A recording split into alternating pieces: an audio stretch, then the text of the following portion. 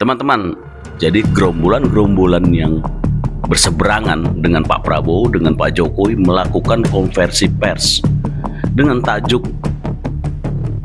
ya lawan ya pengkhianat konstitusi, intinya begitu ya, dengan spanduk-spanduknya itu ya lagi-lagi mereka gitu. Terus mau ngapain sih mereka ini, kita bahas ya.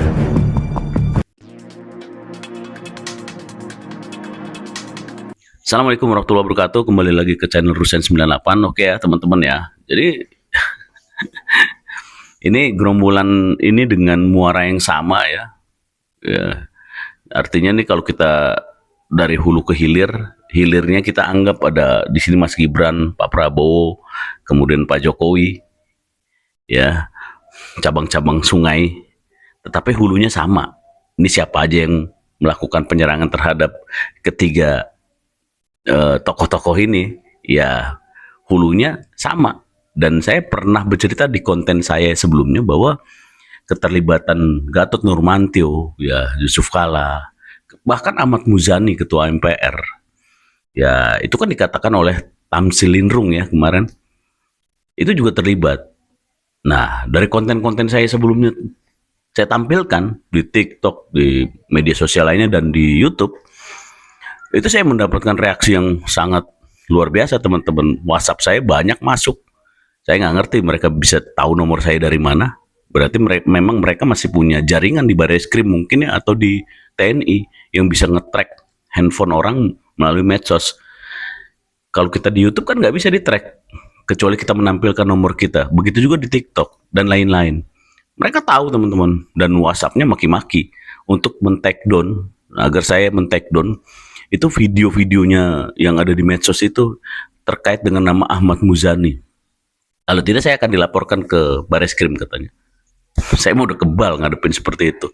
Dari zaman saya mahasiswa, zaman saya di organisasi, ketika saya bekerja sampai saat ini, saya selalu menghadapi hal-hal pengancaman, hal-hal yang seperti ini di dunia offline. Ini kalau cuma di dunia online aja kecil bagi saya. Ya kita mau bertarung menggunakan jaringan, ayo gitu. Ya, silakan aja lapor. Toh saya mereaksi video Tamsil Lindrung. Kalau dia mau marah-marah ke Tamsil Lindrung aja, kenapa dia buka-bukaan gitu di publik mengatakan Ahmad Muzani juga berdiskusi dengan JK dan Gatot Nurmantio, ya kan? Tanya aja sama Tamsil Lindrung. Gitu ya. Nah, teman-teman, jadi kembali lagi ini kita yang lihat setelah acara yang rame-rame kemarin, Tamsil Lindrung ini rame, dia membuat lagi tanggal 10 April konversi pers ya pengkhianat konstitusi namanya gitu ya. Ini kita tonton dulu ya videonya, nanti kita tanggapi ya. Kita lihat video ini. Saat ini yang kita tuntut adalah pemerintah yang berkuasa, dalam hal ini eksekutif dipimpin oleh Presiden Prabowo. Kenapa Presiden Prabowo diam saja terhadap pelanggaran hukum yang dilakukan bekas presiden yang namanya Joko Widodo? Banyak orang sudah mengatakan ini menerima upeti, menerima korupsi, melanggar HAM dan lain sebagainya. Kalau saya omongkan nggak cukup satu hari ngomongin dosanya Jokowi. Tapi pemerintah sekarang diam saja. Karena itu saya nuntut kepada pemerintah Prabowo, tanganin ini. Karena kalau dibiarkan, wah ini akan menjadi janji berikutnya. Bubar negara kita ini.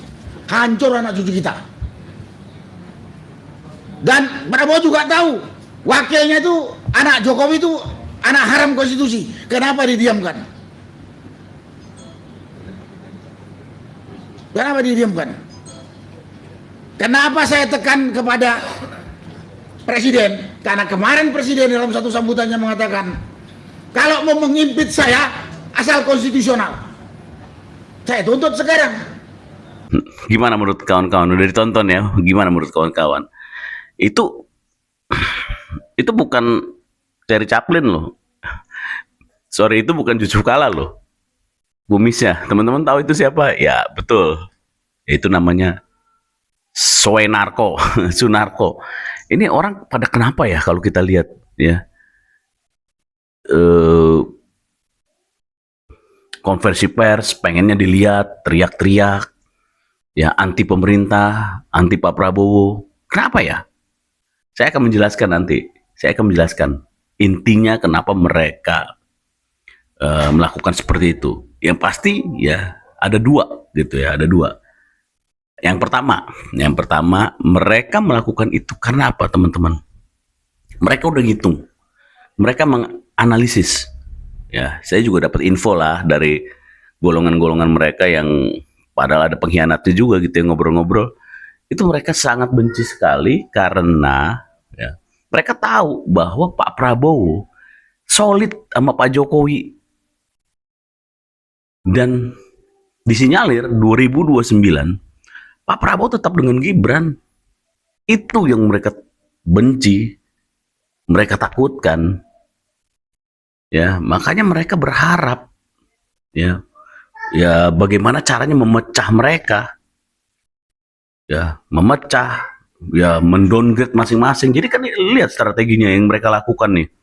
Ini terus dia lakukan serentak saat ini. Ketika dia memang selama ini hantam Pak Jokowi, kemudian dia kecewa Pak Prabowo sudah tetap mempertahankan Pak Jokowi, dihantamlah Pak Prabowo dengan apapun caranya. Nah, ketika dia merasa ini tetap nggak menang-menang, dia hantam dua-duanya nih.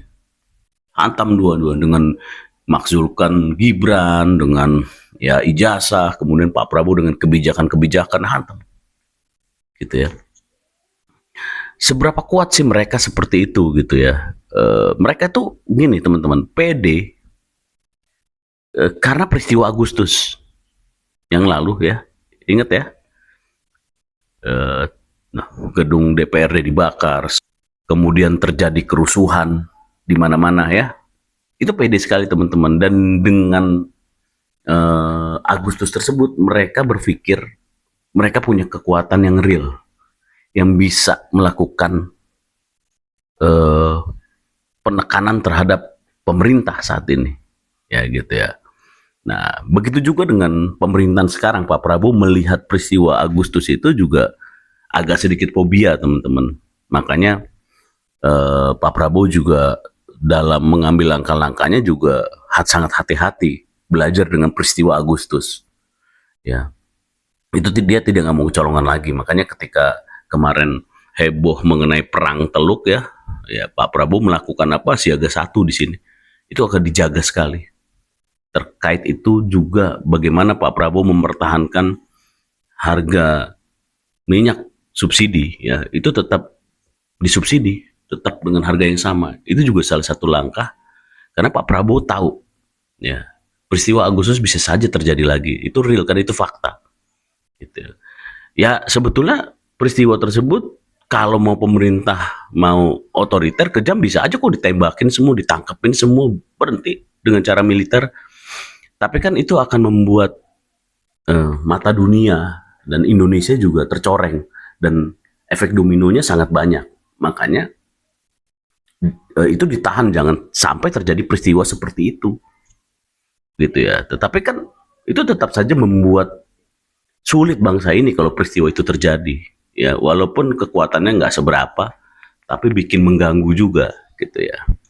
Nah kembali lagi. Jadi mereka yang pertama ini mereka melakukan hal-hal tersebut udah sangat muak, udah dibilang Pak Prabowo bebal, ya dan lain-lain lah. Ya, mereka PD-nya begini teman-teman, karena lingkaran-lingkaran Pak Prabowo juga banyak pengkhianatnya, ya, yang pingin menjatuhkan Mas Gibran, mengganti Mas Gibran. Banyak. Ya kita lihat Tamsin Linrung ngomong apa, ketua MPR itu Ahmad Muzani dari mana. Kemudian di situ juga ada Safri Samsudin yang sampai sekarang patut kita perhatikan. Kemudian ada Jamari Caniago, ya kan? Yang kok Menko Polhukam mana suaranya ketika hal-hal ini terjadi? Kok pada diem aja gitu? Menhan, Menko Polhukam, kita lihat. Nah, ini ada kaitan-kaitannya teman-teman, dan kita coba perhatikan. Artinya lingkaran Pak Prabowo pun harus hati-hati. Nah, Pak Prabowo tahu itu. Nggak mungkin dia tahu, dia ahli strategi, ya. Ya istilahnya dialah yang pegang sekarang kendali penuh, Bais, BIN, militer, ya kan, kepolisian.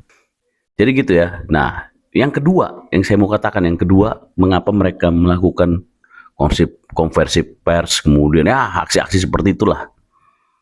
Ya, mereka hanya ingin menunjukkan bahwa mereka punya power, teman-teman. Untuk apa? Untuk bergaining kekuatan dia menghadapi 2029. Konsentrasi politik di 2029. Dengan dia cara melakukan itu, otomatis ya mereka sedang menggalang atau memobilisasi kelompok-kelompok yang mendukung dia. Mereka, masyarakat gitu ya. Sampai organisasi, sampai ya stakeholder mereka gitu ya. Dengan cara-cara ini mereka juga mendapatkan saluran-saluran apa?